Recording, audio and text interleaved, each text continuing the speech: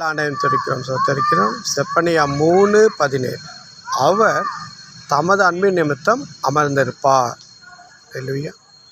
அவர் தமது அன்பின் நிமித்தம் அமர்ந்திருப்பார்.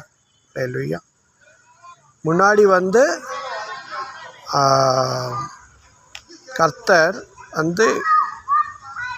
பரிசுத்த ஆவியாய் நமக்குள்ள வாசம் செய்யணும் ஆசைப்படுறாரு.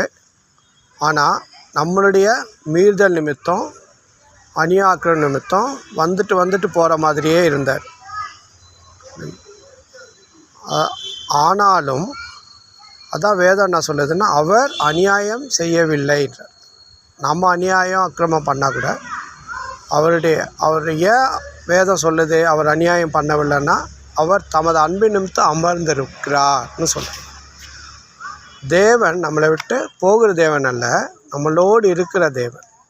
அவர் நம்மளோடு இருக்கிறதுக்கு அவருடைய அன்பின் நிமித்தம்தான் நம்ம இந்த உலக மாம்சம் பிசாசை நம்மளை மேற்கொள்கிறோம்.